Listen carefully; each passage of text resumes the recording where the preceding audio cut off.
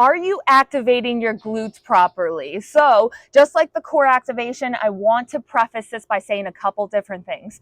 First, proper activation does not come unless you have the right mobility. So really make sure you are mobilizing and you're practicing your mobility, because if we don't have the proper range of motion, then we're not going to be able to activate the muscle groups. So that's number one. Number two, it's going to feel like a lot of steps in the beginning. It's going to feel like a 10-step process in the beginning, and it may feel like a lot to start, but we're still learning that mind-muscle connection. So we're still practicing what proper glute activation feels like. So if our bodies aren't in right alignment, if we're new to this, this is going to take a little extra work in the beginning.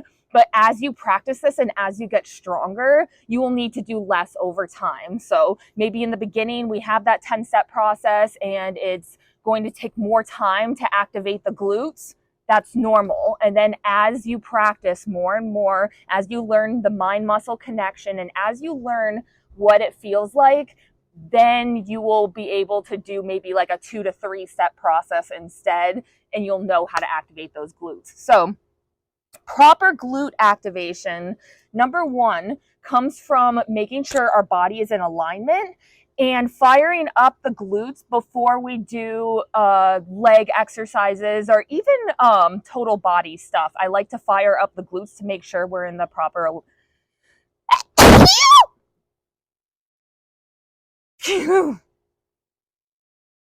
excuse me. Step one, I like to start with a glute bridge because this helps a lot with alignment and firing up the glutes. So I like to start by laying flat on my back, and then the same thing as activating the core. I want you all to make sure there's no gap between your low back and the mat. You want to draw in the core and press the low back into the mat. Now, the next step is we're going to bring feet about shoulder or hip width apart, and we don't want them too far out. That's going to work the back of the legs. We don't want them too far in. That's going to work the top of the legs. We want like what would be almost a 90-degree angle. And so what I want you to think about is draw in that core, press that low back to the mat, and then we're going to lift up our hips, squeeze the butt, and then slowly lower it one vertebrae at a time. So I don't want you just dropping the glutes and having a space between. Then they're just working on the low back. I want you to align yourself, draw belly button to spine, press that low back in, and then we're going to lift up with that nice alignment, squeeze the butt at the top, slowly lower it one vertebrae at a time. A lot of these moves you start slow and controlled as you learn how to activate, and then it will become easier and easier to do quicker and with good form. So keep up those good butt squeezes. If you don't feel it enough right here, number one, make sure you're in alignment. Number two, you can try another glute max exercise. So whether that's hip thrusts, bridges, or even some donkey kicks.